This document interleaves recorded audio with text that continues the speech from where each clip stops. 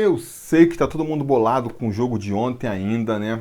Normal. Mas a gente tem que seguir em frente. Futebol é assim.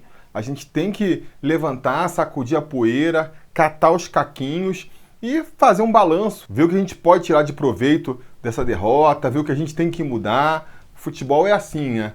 E para isso, nada melhor do que avaliar então o mercado da bola, ver quem está saindo, ver quem está chegando e ver o que isso pode trazer para o Vascão. Vamos lá? Depois da abertura.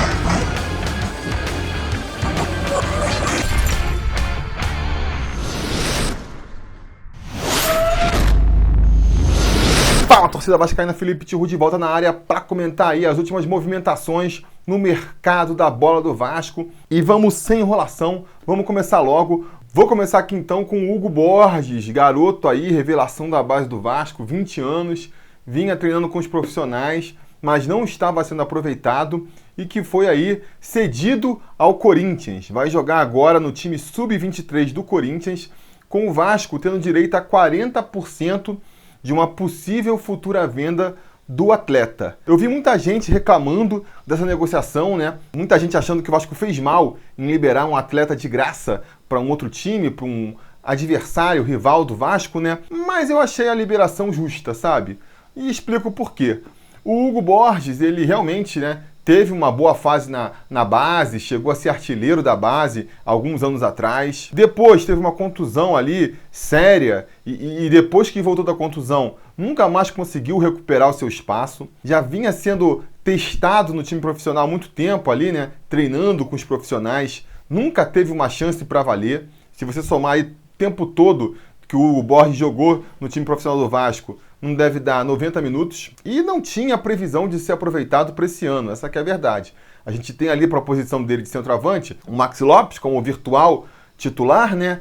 Tem o Thiago Reis virando o reserva imediato, o Ribamar correndo por fora. Dificilmente o Hugo Borges ia ter oportunidade no time do Vasco. A tendência é que ele ficasse encostado no clube mesmo até o final do contrato, quando fatalmente seria liberado de graça. Então faz muito mais sentido ceder ele para o Corinthians, já que o Corinthians tem um time sub-23 que o Vasco não tem, né? Então deixa ele treinando lá no sub-23 do Corinthians. Se tudo der certo, ele consegue se destacar por lá, é vendido para um time e aí nessa o Vasco consegue pelo menos 40% da venda. Já é mais do que ele conseguiria por aqui. E aí muitos podem perguntar, pô Felipe, não era melhor então emprestar ele para outro clube para ver se ele se destacava e aí o Vasco depois vendia a parcela toda? Seria melhor, com certeza o Vasco deve ter tentado isso.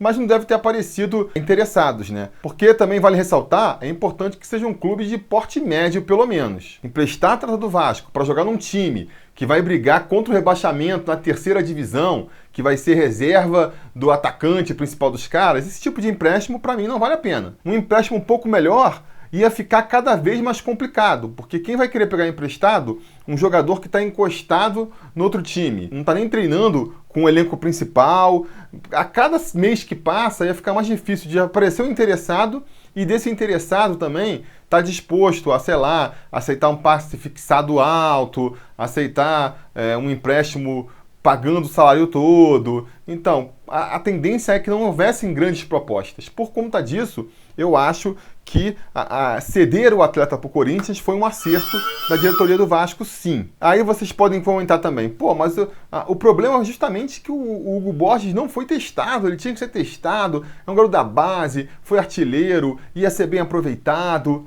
Aí é outra questão, né? Aí realmente é outra questão. A comissão técnica do Vasco, as várias comissões técnicas que passaram pelo Vasco nos últimos anos, nunca consideraram o Hugo Borges um atleta que merecesse uma chance mais real no time principal. Não é só o Valentim, antes dele o Jorginho, o Zé Ricardo, ninguém quis dar uma chance para o garoto. A direção de futebol do clube também aparentemente não se opôs a isso. E aí a opinião fica sendo mais ou menos a mesma que eu tive em relação ao Alan Cardoso indo para o Santos. A gente tem que esperar aí uns 2, 3 anos para ver se ele vai estourar ou não. Daqui a 3 anos, o Hugo Borges com 23 anos, né? Se ele realmente fosse alguma coisa para o futebol, a gente já vai ter que ver ele se destacando.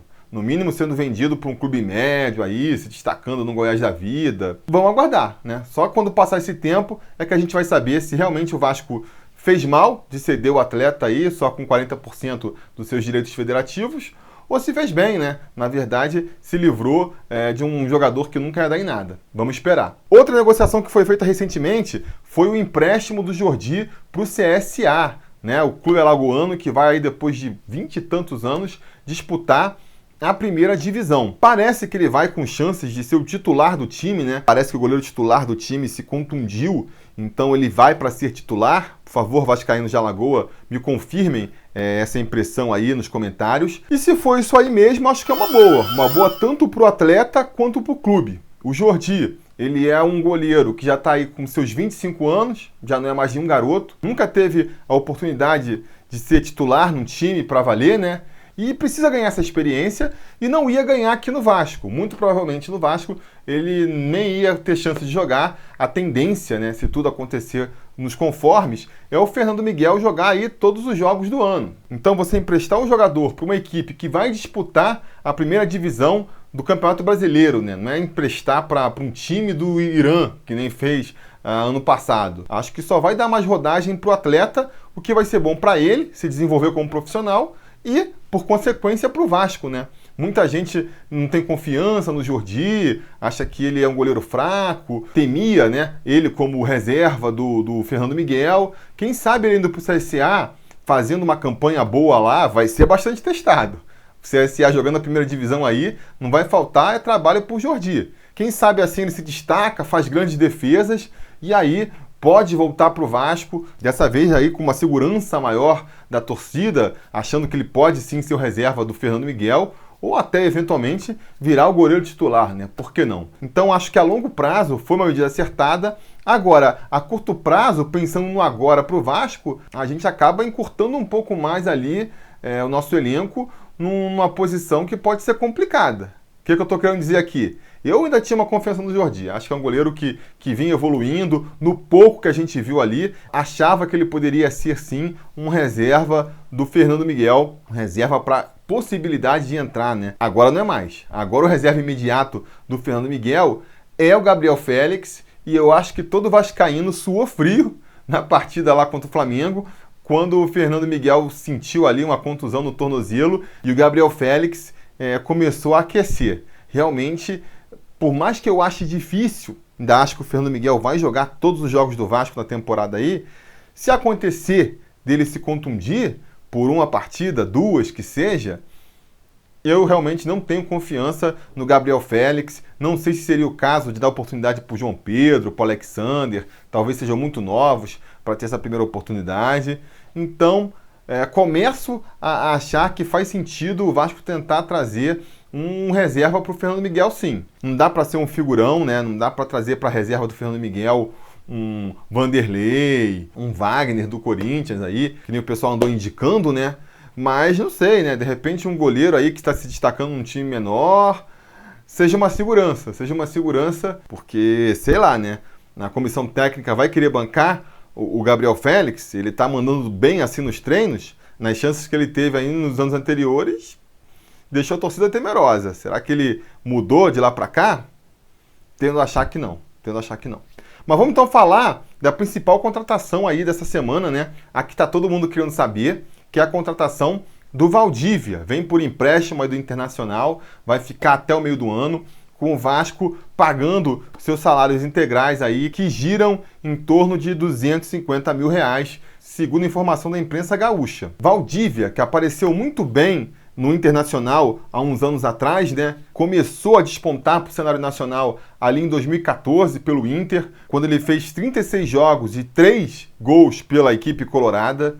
Teve em 2015 o seu grande boom, o seu grande destaque, foi o melhor ano da carreira dele, quando ele fez 53 jogos e 19 gols. Ali realmente ele conseguiu um destaque nacional, mas a partir dali foi ladeira abaixo. Em 2016, ainda pelo Inter, já voltou a jogar bem menos, 32 jogos e fez só 4 gols. Tanto que no ano seguinte foi emprestado para o Atlético Mineiro, onde mais uma vez foi mal, não conseguiu se destacar no Atlético, fez 31 jogos e só 2 gols para o Atlético Mineiro.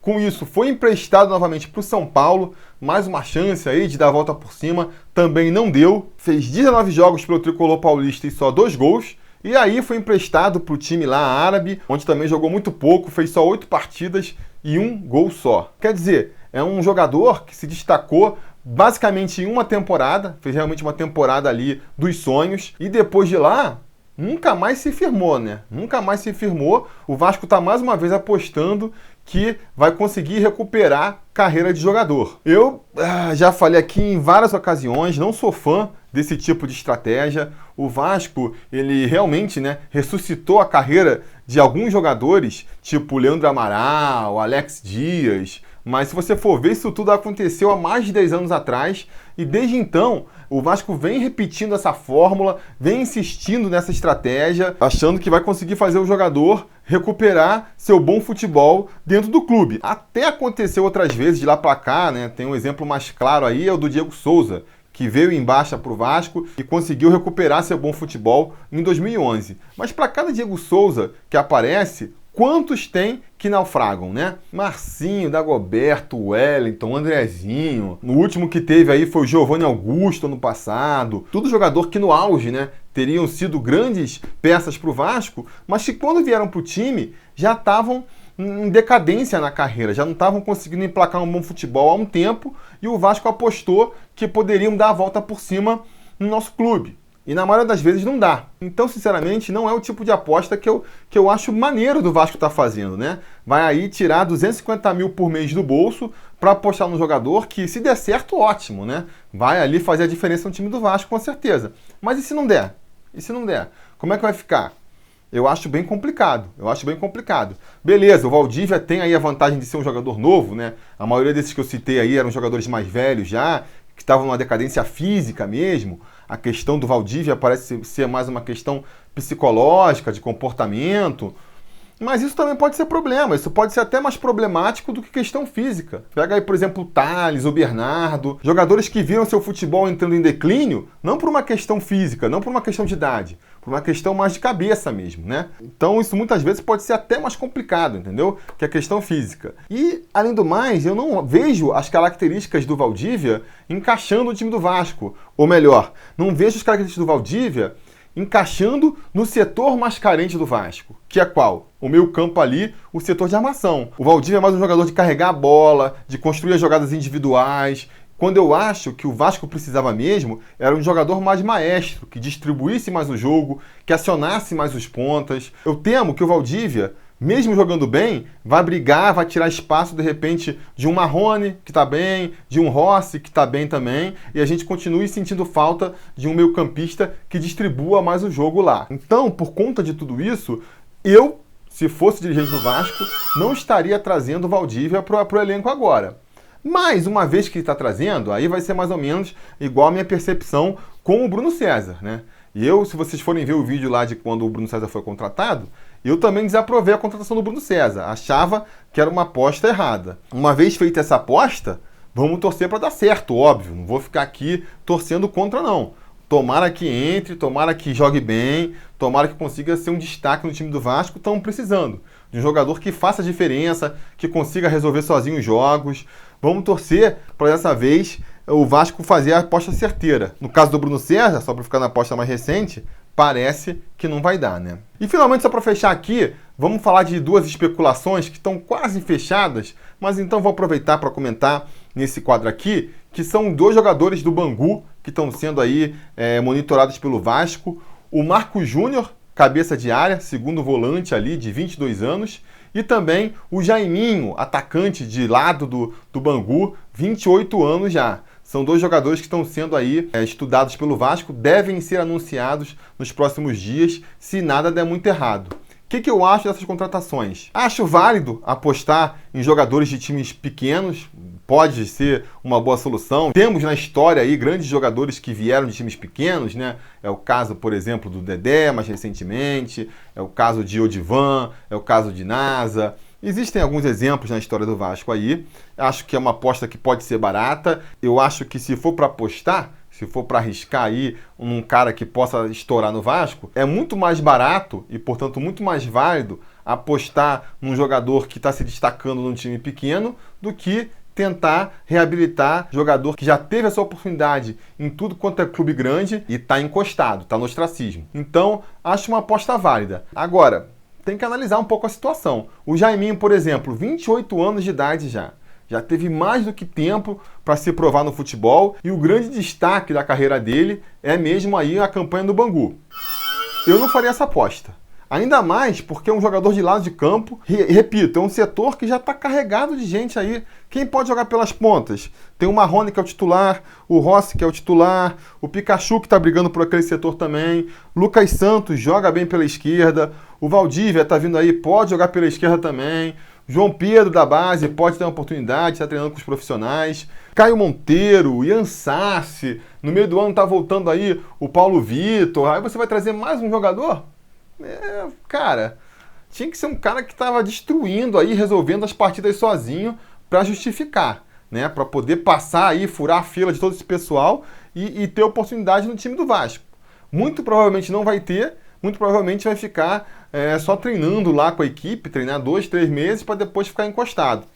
Não vale a pena. Ah, mas ele vem ganhando pouco. Tudo bem, mas se você está ganhando 20 mil que seja e não é aproveitado, são 20 mil jogados fora. Podia gastar em outras coisas aí. O que não falta é lugar sem dinheiro no Vasco, né? Pagava ali uns funcionários do Vasco, dava para pagar com 20 mil reais. Mesma coisa vale para o Marcos Júnior aí, né? Que pelo menos é um jogador mais novo, 22 anos. Então pode ser que só estava faltando uma oportunidade no time grande mesmo para encaixar melhor sua partida. É uma aposta que faz mais sentido. Mas vem para um setor que também está muito cheio do Vasco. O setor ali de segundo volante, a menos que ele tenha característica para jogar como primeiro. Não sei. Não fiquei reparando nas características do Marcos Júnior. Mas, teoricamente, para esse setor aí, a gente já tem justamente o Lucas Mineiro, já tem o Raul, já tem o Andrei, que não é aproveitado, tem o Caio Lopes subindo da base, tem o Felipe Bastos, né? Se bem que para barrar o Felipe Bastos até manda bem trazer um jogador. E também, né, pode servir de indicativo aí de que não vão renovar com o Bruno Silva e com o Marcelo Matos. Seria também um ponto positivo.